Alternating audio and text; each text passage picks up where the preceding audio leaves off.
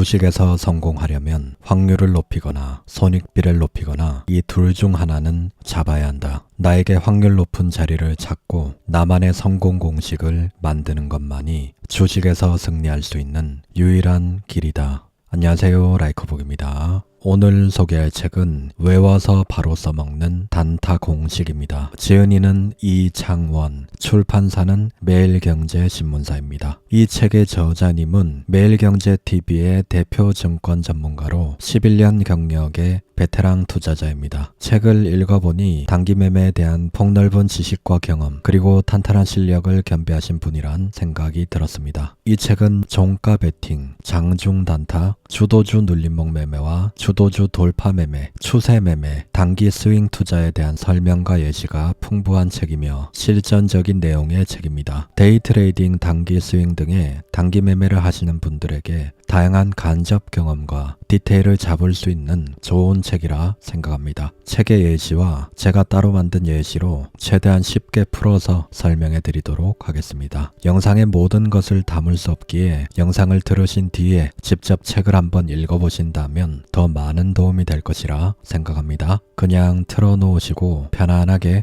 들으시면 됩니다. 이 영상이 여러분에게 많은 도움이 되길 바랍니다. 주식시장의 수업료.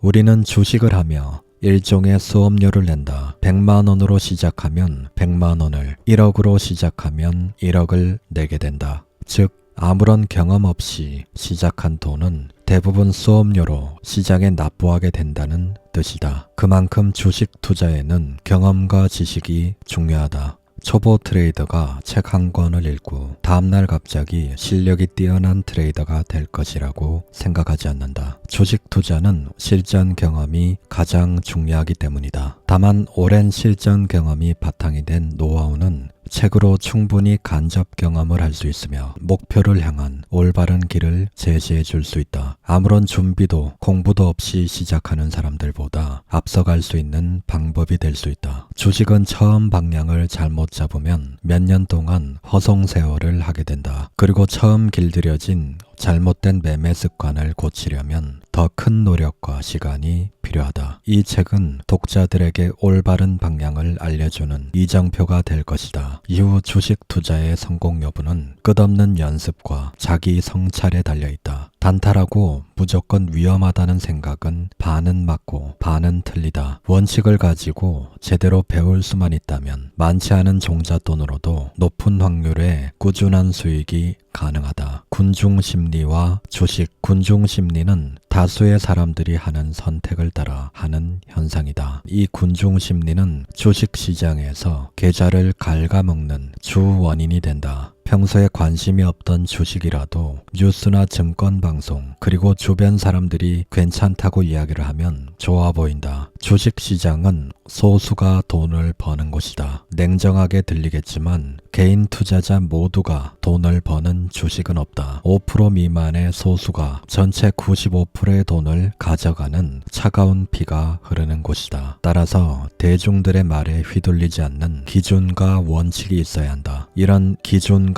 원칙이 없는 사람일수록 타인의 말에 휘둘리며 군중심리에 의존하게 된다. 내가 팔면 급등하고 버티면 하락하는 이유. 조정 없이 잘 올라가던 주식이 내가 매수하는 순간부터 하락을 시작하고 내가 손절을 하면 주식은 그때부터 급등을 시작하는 경험을 한 번쯤은 해봤을 것이다. 반대로 팔지 않고 버티면 끝까지 떨어져서 큰 손실을 입게 되는 경험도 해봤을 것이다. 왜 주가는 나를 조롱하듯 반대로 가는 것일까? 이유는 내가 버티다가 손절하는 자리, 계속 보다가 도저히 참을 수 없어 매수 버튼을 누르는 자리가 다른 사람들의 눈에도 똑같이 보인다는 것이다. 즉 내가 사려는 자리, 내가 손절하는 자리에서 나 이외에도 다른 사람들도 똑같이 행동하면서 일정한 패턴이 만들어진다. 내가 좋아 보이는 그 자리에서 매수를 하면 다른 투자자들 99명도 그 자리에서 똑같이 매수를 하는 것이고, 반대로 생각하면 누군가는 그 자리에서 매도를 한다는 것이다. 이렇게 손바뀜이 일어날 때 나의 포지션은 고수 쪽에 속해 있는지 아니면 초보 투자자들 쪽에 속해 있는지 깊이 생각해 봐야 한다. 기관이나 외국인 세력들은 초보 투자자들이 어느 자리에서 충동적으로 매수를 하고 매도를 하는지 잘 알고 있다. 만약 내 타점과 정확히 반대로 움직인다면 그것은 내가 소수가 아닌 다수에 속해 있다는 반증이다.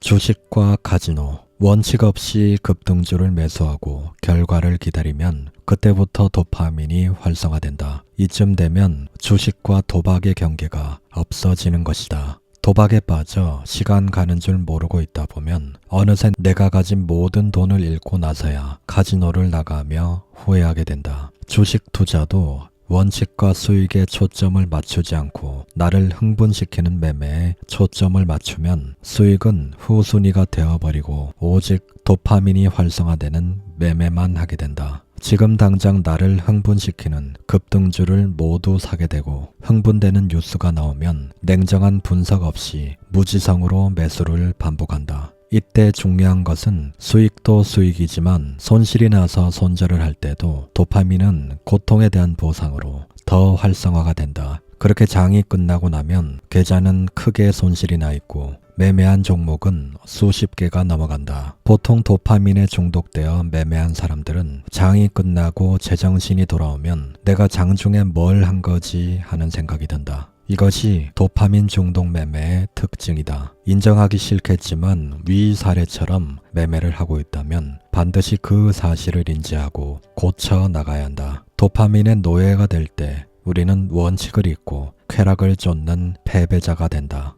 매매를 하면서 심장이 벌렁벌렁하거나 손이 벌벌 떨린다면 이건 문제가 있는 매매입니다. 이런 매매는 큰 수익을 주기도 하지만 결국 그 수익보다 더 큰 손실을 안겨주게 될 겁니다. 무리한 비중으로 한 방에 크게 돈을 벌고자 하는 매매, 심리가 무너졌는데도 계속 무리한 매매를 반복하는 것은 결국 큰 상처와 후회만 남게 됩니다. 항상 본인이 감당할 수 있는 비중으로 차분하게 본인의 자리를 기다리는 매매를 하시고 욕심을 비우고 힘을 빼는 습관을 들이시길 바랍니다. 이런 습관을 들인다면 매매가 훨씬 더 자연스러워지고 더 잘 풀리게 됩니다. 수익을 줄 때 욕심 없이 잘 챙기고 생각과 다르게 흘러갈 때는 손절로 대응을 하면서 장이 안 좋거나 안 될 때는 심리가 무너졌다고 생각될 때는 쉬어가는 방법이 최고의 단타 방법입니다. 실전 투자에서 자주 사용되는 캔들, 정고점 직전 발생하는 밑골이 달린 망치형 캔들, 전고점을 강하게 돌파하는 시세가 나오기 전에 기존 투자자들의 물량을 가져오기 위한 의도적인 하락이 나오는 경우가 많다. 이후 바닥에서 다시 물량을 확보한 후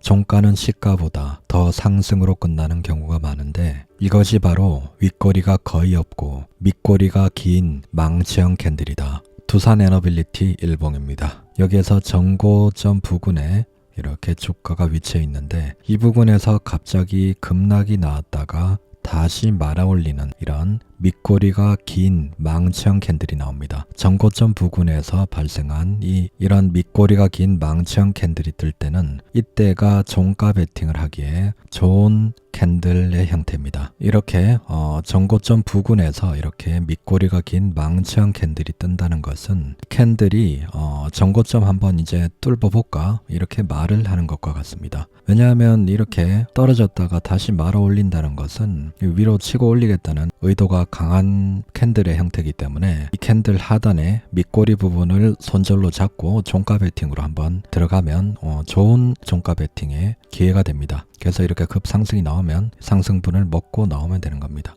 주도주급 종목에서 전고점 직전 밑꼬리 달린 망치형 캔들이 나오면 확신을 갖고 종가 베팅 등 적극적인 매수에 동참해야 한다. 상당히 확률 높은 캔들이다. 자, 이거는 알테오젠 일봉인데요. 여기에서 전고점이 있는데 한번 밑으로 뺐다가 밑꼬리를 달고 망치형 캔들이 나왔죠. 그래서 이 전고점을 살짝 뚫어놨습니다. 자, 이런 구간에 따라붙어서 종가 베팅을 하면 이런 상승분을 먹을 수 있는 거죠. 자, 여기에서 단기 스윙으로 들고 가도 되고 종가 베팅을 할 수도 있는 그런 캔들 패턴입니다. 신고가 윗꼬리 장악형 양봉 캔들. 거래량이 크게 터지면서 급등 후 오후에 수급이 빠져 윗꼬리가 달리는 경우 그 다음날 윗꼬리를 잡아먹는 장악형 양봉 출현 시 다음날 추가 상승 가능성이 매우 높아지게 된다. 즉 윗꼬리 장악형 양봉이 나오면 종가 베팅 또는 다음날 시가를 공략해봐도 좋다. 윗꼬리가 달렸다는 것은 오전 최고점을 형성한 후 오후에는 크게 빠져 오전 매수를 진행했던 투자자들이 단기 고점에서 손실을 보고 있는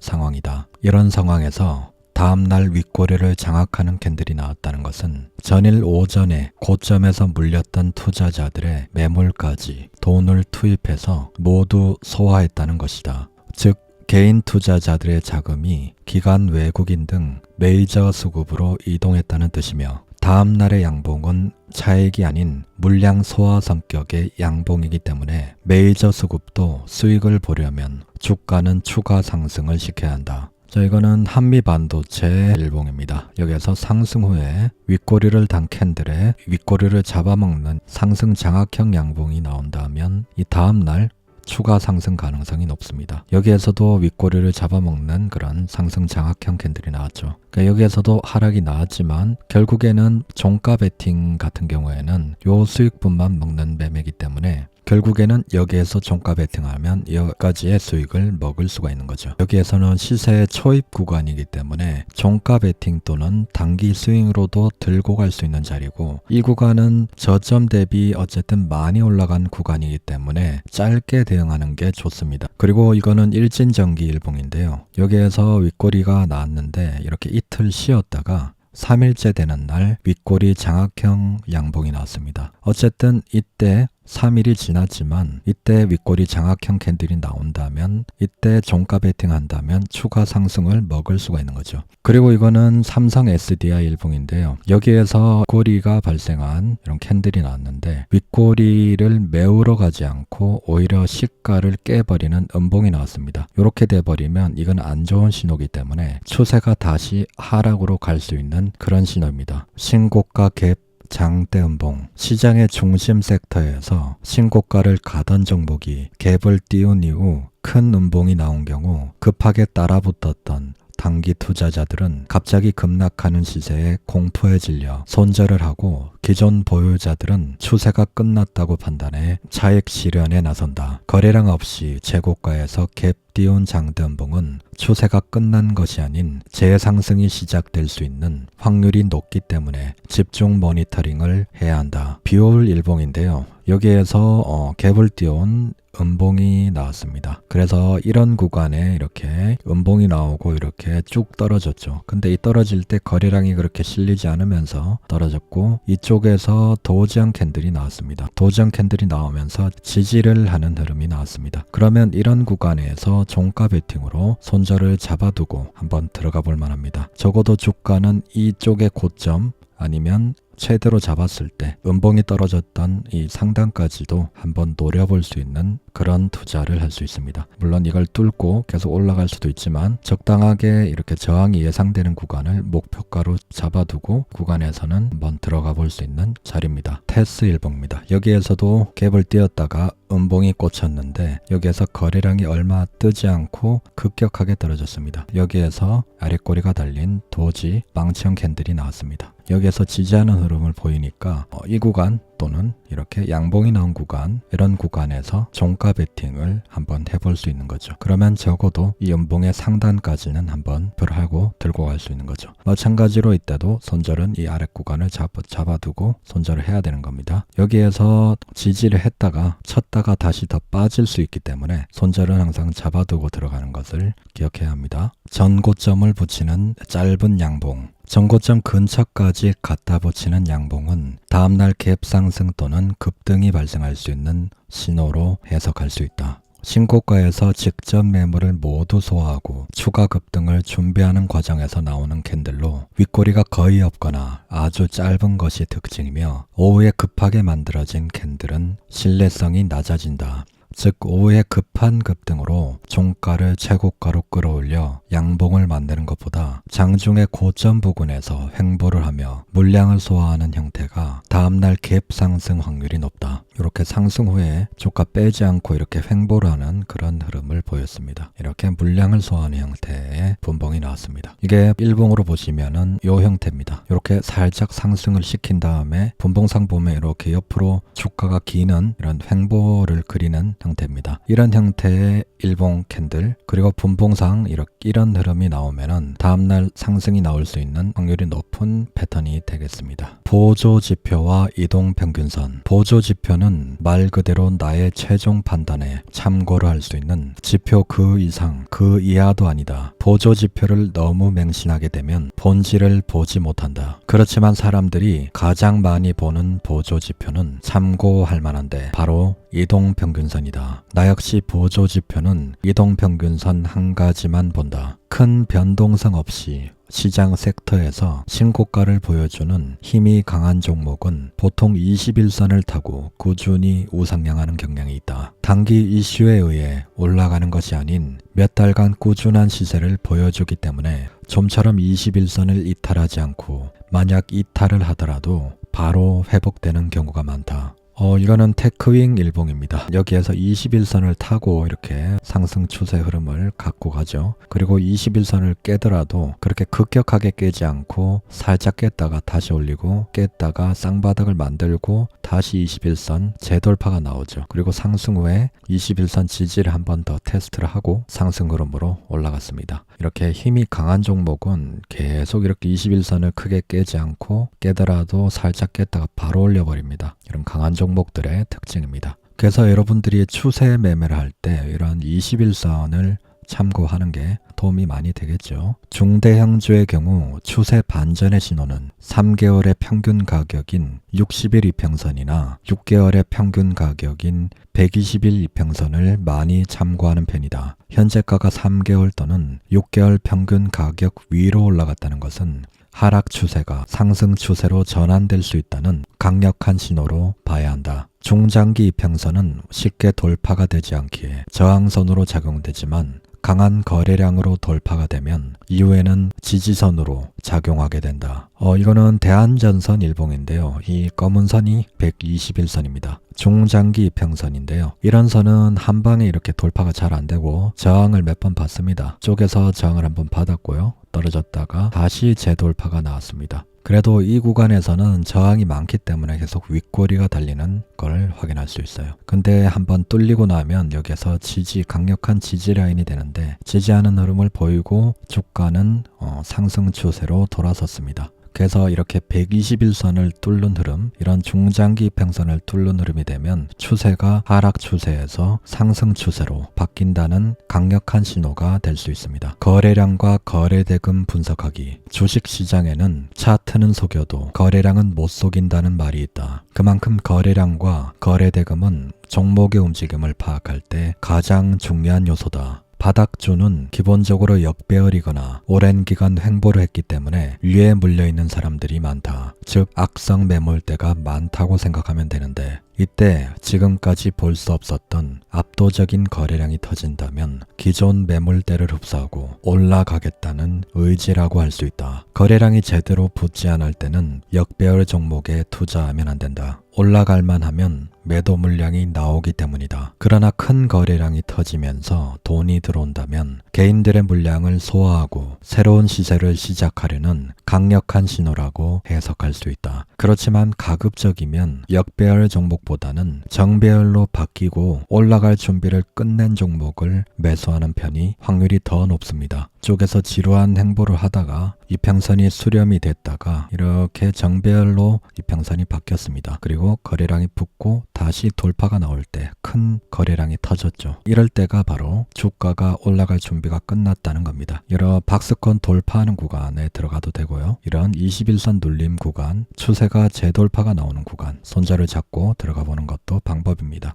대량 거래량으로 파악하는 단기 고점 신호. 거래량 급증이 나타나지 않는 상황에서 우상향하던 종목이 갑자기 거래량이 터지며 급등이 나온다면 이때 손바뀜이 일어날 수 있기 때문에 신규 매수는 자제하고 기존 보유자라면 차익 실현을 고려해 봐야 한다. 종목에 절대적인 영향을 주는 수급 주체는 외국인 기관 그리고 개인 큰손들이다. 이들의 공통점은 큰 자금을 운용한다는 점이다. 적을 이기려면 적의 입장에서 생각해야 한다. 그들은 어떻게 매집하고 어떻게 차익 실현을 해야 할까? 이들은 많은 물량을 매집해야 되기에 거래량을 가급적 터뜨리지 않고 저점에서 분할로 나누어서 매수를 해야 한다. 이후 충분한 매집으로 상승을 시키다가 어느 정도 차익 실현을 해야 할 때는 대량의 매도세를 받쳐줄 대량의 매수세가 반드시 필요하다. 따라서 메이저 수급들은 고점에서 차익 실현을 해야 할 때 반드시 그 물량을 받아줄 투자자들이 필요하며 거래량을 필수적으로 터뜨릴 수밖에 없다. 그래서 메이저들은 거래량이 터지는 시기를 차익 실현의 기회로 삼는다. 보유자 입장에서 거래량 없이 우상향을 한다면 아직 고점이 아니라는 강력한 신호이기 때문에 홀딩을 하고 거래량이 터지는 순간 메이저 수급과 함께 차익 실현을 해야 한다. 이 말은 거래량이 터질 때 매수를 하는 게 아니라 거래량이 터지는 순간 세력들과 함께 매도를 하라는 소리입니다. 장중 트레이딩 전략. 대부분 초보 투자자들이 하는 실수가 장 시작 후 그때부터 허겁지겁 단기 매매할 종목을 찾는다는 것이다. 물건을 살 때도 사전 지식이나 준비 없이 판매자의 상술에 속아 구매하면 나중에 후회를 하듯이 큰돈이 오가는 주식에서는 더욱 치밀한 준비가 필요하다. 우선 미국 증시의 종가를 항상 확인해야 한다. 그중 나스닥 지수가 국내 증시와 연관성이 더 높으니 나스닥 종가를 더 비중 있게 봐야 한다. 이때 핵심 포인트는 나스닥 선물을 같이 보라는 것이다. 국내 증시의 시가는 나스닥 현물의 종가에 영향을 받고 국내 증시의 장중 흐름은 나스닥 선물에 영향을 받는 경우가 많다. 예를 들어 나스닥 종가가 상승 마감한 이후 나스닥 선물이 하락 중이라면 국내 증시는 전강후약, 즉 오전에 상승 출발한 종목들이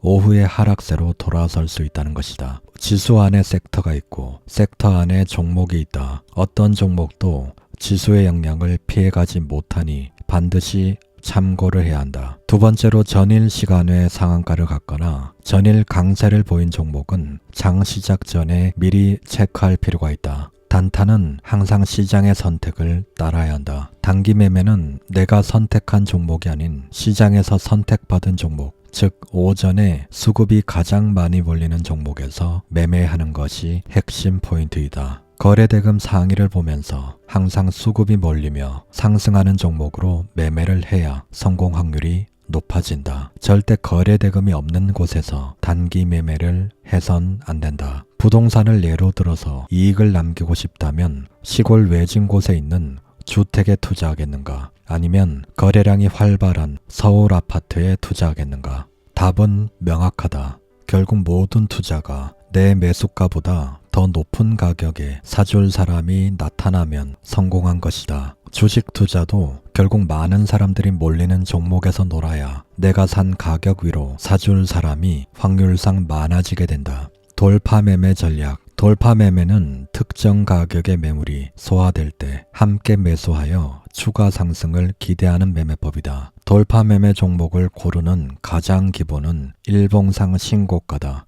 딱 떨어지는 라운드 피겨 가격대, 중요 가격대를 돌파하게 되면 그 흐름은 위로 지속되는 경우가 많다. 강물을 막고 있던 둑이 무너지면 물이 순식간에 빠른 속도로 흘러 들어간다. 이거는 동진 세미캠 분봉 차트입니다. 여기에서 44,000원 라운드 피겨 가격대를 돌파하는 흐름, 상승했다가 조정 후에 다시 돌파가 나오는 흐름에서 라운드 피겨를 뚫어내는 것을 확인하고 매수에 동참하면 이런 관상을 이용한 돌파 매매에 성공을 할 확률이 높습니다. 그리고 일봉상 위치는 가급적이면 매물대가 없는 이렇게 일봉상 신고가를 뚫는 구간, 일봉상 어쨌든 위치가 좋으면서 이렇게 종료 라인 라운드 피겨 가격대를 돌파하고 조정 후에 다시 급등하는 것을 확인 후에 들어가면 확률이 더욱 높아지게 되는 거죠. 그래서 돌파라고 해서 아무 구간이나 이렇게 흥분해서 이렇게 따라 들어가는 게 돌파가 아니라 이런 정확한 타점을 기다렸다가 확인 후에 들어가는 거. 그리고 일봉을 보면서 일봉의 위치, 매력도도 보고 거래 대금도 확인하고 여러 가지 근거들을 종합해서 이런 돌파를 해야 성공 확률이 그만큼 올라가게 됩니다. 돌파 매매는 바로 이런 관성의 원리를 이용하는 것이다. 만약 라운드 피겨 돌파 후 바로 올라가지 못한다면 즉시 매도 준비를 해야 한다. 이때는 일단 손절하고 다시 지켜보다가 그 가격대를 재돌파할 때 다시 매수를 하는 것이 좋다. 명심해야 할 것은 돌파가 실패했을 때는 평단을 낮추기 위한 추가 매수가 아닌 손절을 해야 한다는 것이다. 모든 단타는 손절을 할 줄 알아야 한다. 손절을 하지 못한다면 9번 성공해도 1번 실패해서 그동안 번 수익금을 모두 토해내게 된다. 돌파 매매는 손절을 기계적으로 하지 못하는 사람에게는 가장 위험한 매매법이다. 그리고 내가 감당할 수 없는 비중을 넣으면 손절이 잘 나가지 않기 때문에 돌파 매매는 내가 감당할 수 있는 금액을 넣어야 한다. 그리고 절대 거래량이 없는 종목에서 매매해선 안 된다. 돌파 매매는 군중 심리를 이용한 매매법이기 때문에 특정 가격을 돌파할 때 나를 포함해서 많은 사람들이 같이 사줘야 가격이 더 올라가게 된다. 거래량이 없거나 주도주가 아닌 종목은 해당 가격을 돌파한다고 해도 후속 매수세가 붙어주지 않기 때문에 돌파 후 바로 떨어지는 경우가 많다. 역발상 투자, 눌림 매매 전략. 눌림 매매란 상승 추세에 있는 주식이 갑작스런 매도세에 순간적으로 조정을 받게 되는데 이때 저점에서 매수를 하는 방법이다. 상승하는 주식이 떨어졌을 때 산다고 해서 무조건 반등이 나오라는 보장은 없지만 굉장히 확률 높은 반등 자리는 있다. 이거는 선익 시스템 분봉 차트입니다. 여기에서 121선 지지를 받고 그 전날 박스권 상단에 지지를 받는 구간입니다. 그래서 이런 구간에서는 다시 매수세가 들어올 확률이 높고 지지가 나올 확률이 높습니다. 그래서 그런 구간에 들어가는 것이 바로 눌림목 매매입니다. 예처럼 급락 후 반등이 나온 자리는 전일 박스권 상단 매물대였다. 저 자리까지 주가가 하락하게 되면 투자자들의 매수세가 붙게 되며 주가는 다시 상승 추세를 이어가게 되었다. 오전 급등주 눌림 매매의 핵심은 당일 시장 대장주가 시가 이후 강한 상승을 보이다가 순간적으로 급락하는 것이 핵심이다. 이때 잡으면 반등이 나올 확률이 높다. 이거는 YC캠 분봉 차트인데요. 급등을 했다가 이렇게 급락이 나온 경우입니다. 여기에서 더 이상 떨어지지 않고 이렇게 지지하는 흐름이 보이죠. 이런 흐름에서 매수를 해서 이런 상승을 노려보는 것이 눌림목 매매입니다. 이렇게 시간을 질질 끌지 않고 이렇게 갑자기 급락이 나온 경우에는 어느 정도의 반등은 나오게 되어 있습니다. 이때도 더 떨어질 수 있기 때문에 이쪽을 손절 라인으로 잡아두고 이런 구간에 한번 들어가 보는 것도 방법이겠죠. 개인들이 눌림에서 많이 당하는 패턴은 장 초반 급등 후 하락이 나올 때 바로 급락이 나와야 반등할 확률이 높아지는데 급등 후 고가에서 박스권을 그리며 횡보하는 경우가 있다. 이것은 주가를 핸들링하는 메이저 수급이 고가에서 물량을 어느 정도 정리했다는 뜻으로 해석할 수 있다. 이거는 테스 분봉입니다. 이거는 예전 영상에서도 한번 배웠죠. 박스권에서 이런 흐름은 분산의 과정입니다. 이렇게 지그재그로 흔들어대면서 물량을 터는 것은 전형적인 분산의 패턴입니다. 그래서 상승 후에 이렇게 급락이 나온 게 아니라 이렇게 박스권을 그리면서 서서히 무너지는 패턴은 이렇게 반등이 잘 나오지 않고 박스권 하단을 이탈하면 힘없이 계속 줄줄 내려가게 됩니다. 그래서 이거는 세력의 이탈로 봐야 되는 것이지 이렇게 떨어지는 패턴은 눌림을 해서는 안 되는 겁니다. 손절은 반드시 내가 매수를 기준으로 봤던 박스권 매물대나 시가를 이탈하는 시점이다. 오전 눌림 매매는 손절을 2% 수준으로 잡고 대응하는 것이 좋다. 시가에서 마이너스에 출발한 종목이 거래량이 터지며 급등하는 경우 당연히 전일 종가 매물을 소화하며 양봉이 만들어지게 된다. 이때 전일 종가 베팅이나 기존에 물린 투자자들이 본전 매물을 내놓으며 주가는 순간적으로 눌리게 되는데 이때 바로 하락하지 않고 전일 종가를 지지하는 흐름이 나온다면 여기를 메이저 수급이 재매집하는 구간으로 보면 된다. 힐옵틱스 분봉입니다. 여기서 하락이 나왔다가 상승 후에 전일 종가를 지지하는 흐름, 이런 흐름이 발생되었죠. 그러면 이런 구간이 눌림목 매수 포인트가 되는 겁니다. 이렇게 지지가 나오는 것을 확인하고 눌림에서 매수를 한다면 이렇게 상승을 안정적으로 먹을 수 있게 됩니다. 오전 급등 후에 크게 눌렸던 자리까지 주가가 조정을 받게 되면 굉장히 높은 확률로 반등을 하는데, 이 구간을 잘 공략한다면 쉽게 수익을 올릴 수 있다. 이거는 제주반도체 분봉입니다. 제주반도체 같은 경우에는 이 당일 시장의 대장주였습니다. 항상 여기에서 종목을 볼 때 시장의 대장주, 1등주, 힘이 강한 종목 위주로 다 설명을 하고 있습니다. 대장주, 힘이 강한 종목, 1등주는 그 전에 눌림이 나왔던 구간에서 다시 매수세가 들어오게 됨으로써 이렇게 빠지지 않고 반등이 나올 확률이 높습니다. 그래서 주도주 같은 경우는 이쪽에서 지지를 받고 올라갔죠. 그리고 여기에서도 다시 지지를 받고 올라갔습니다. 지지 라인을 기다렸다가 지지가 되는 것을 확인 후에 안정적인 눌림목 매매를 할 수 있게 됩니다. 전일 3천억 이상의 거래 대금을 동반하며 시장의 중심에서 급등한 종목은 다음날 조정을 받는다고 해도 쉽게 떨어지지 않는다. 특히 윗꼬리가 짧은 장대 양봉이나 상한가 마감한 종목은 다음날 적극적으로 공략해 볼 수 있다. 이거는 한미반도체 분봉입니다. 전일 강한 대장주였는데 이때 이렇게 떨어지더라도 이 지지가 예상되는 구간에서 지지가 나오고 지지 확인 후 매수, 좋은 눌림목 매수 타점이 되는 거죠. 이런 종목은 쉽게 꺾이지 않고 다시 반등이 나올 확률이 높기 때문에 전일 강했던 종목은 그 힘이 그 다음 날에도 이어지는 경우가 강합니다. 상한가 이후 눌림 매매, 큐리옥스 바이오는 4월 22일 상한가로 마감을 했지만 다음날 급등 또는 갭이 뜨지 않고 옆으로 횡보하는 모습을 보인다. 그 흐름은 다음날까지도 지속이 된다. 이런 흐름은 주가를 핸들링하는 메이저 수급이 차익 실현을 하지 않고 재매집을 하는 것으로 해석할 수 있다. 이거는 큐리옥스 바이오, 여기에서 약간 지저분하게 상한가를 말았네요. 네, 이런 지지 구간에서 지지가 되고요. 그리고 이 지지 구간의 다음 날에도 지지가 되고 상승을 하지 않고 횡보성으로 이렇게 가고 있습니다. 그래서 이런 종목은 아직 세력들이 물량을 털지 않았기 때문에 이런 구간에서 잡으면 결국에는 슈팅 줄 때 팔 수 있는 기회가 됩니다. 이런 구간에 팔아도 되고 더 크게 들고 가도 되는 방법이고요. 세력들이 상한가를 말았다는 것은 어느 정도 상승을 준 후에 이렇게 떨어질 확률이 높기 때문에 이런 지지 구간에서 물량을 눌림목으로 모아서 슈팅 줄 때 팔고 나오면 되는 전략입니다. 종가 베팅과 단기 수익 매매, 어떤 종목에 뉴스가 터지고 급등 후 박스권을 그리며 옆으로 횡보하는 모습을 보인다면 이것은 1차 급등 후 2차 급등을 위한 매집 과정이라고 생각하면 된다. 이거는 현대차 분봉입니다.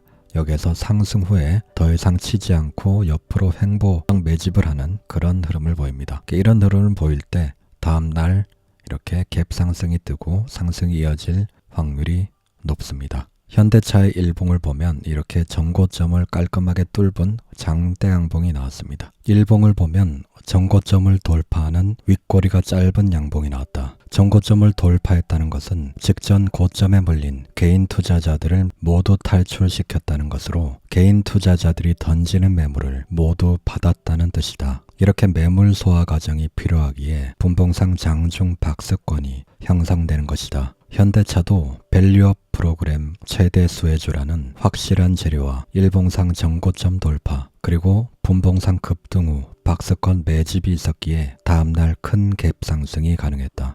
상한가 다음날 종가 베팅, 전일 상한가 또는 시장 주도주로 모든 투자자의 관심을 받은 종목 중 다음날 재매집 흐름이 확인되면 종가 베팅하는 방법이다. 당일 엄청난 거래 대금으로 전고점을 돌파한 종목은 다음날 한번 쉬었다가 재매집 이후 추가 상승이 나올 확률이 높다. 이거는 알테오젠 일봉입니다. 여기에서 전고점을 뚫는 이런 강력한 흐름이 나왔습니다. 여기에서 쉬었다가 다시 상승을 하는 흐름이 나오고 있습니다.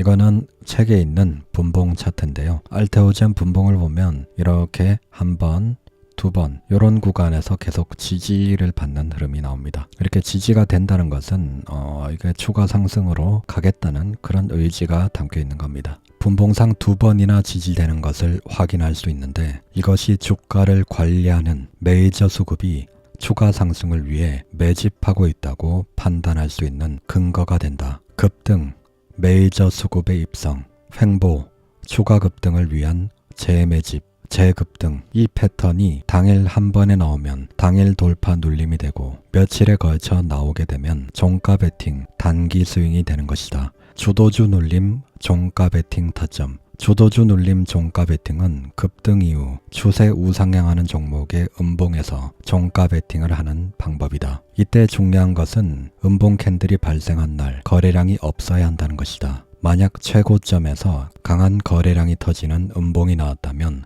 이것은 눌림이 아니라 추세 전환으로 봐야 한다. 그러나 거래량 없이 조정을 보인다는 것은 메이저 수급은 이탈하지 않고 개인들의 투매를 유도한다는 것으로 해석할 수 있다. 따라서 5일선 또는 11선의 지지를 확인하고 종가 베팅에 들어가면 좋다. 이거는 KBI 메탈 일봉입니다. 여기에서 추세 상승 중에 거래량 없이 떨어지는 음봉이 나왔을 때 이때가 종가 베팅의 찬스가 된다는 말입니다. 주도주 첫 신고가 추세 매매. 이 매매법은 해당 종목이 그동안 쌓인 모든 매물을 돌파하고 역대 최대 거래 대금이 터지며 신고가를 찍을 때부터 매수에 동참하는 돌파 매매 형식이다.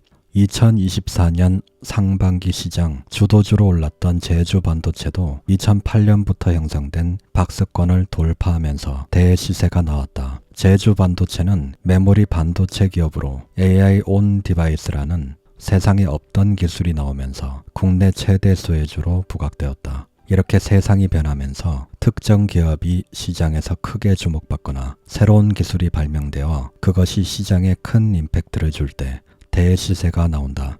이거는 제주 반도체 일봉입니다. 긴 시간 동안 갇혀있던 박스권을 뚫는 이런 흐름들이 나왔고 여기에서 대시세가 펼쳐졌습니다. 변화 흐름에 최대 수혜를 받는 종목이 나오면 이렇게 큰 상승이 나오기도 합니다. 추세 추종 매매는 최저점에서 매수해서 최고점에 매도하는 것이 아닌 종목의 확실한 추세를 확인하고 그 시세가 꺾일 때까지 최대한 가져가는 것이 핵심이다.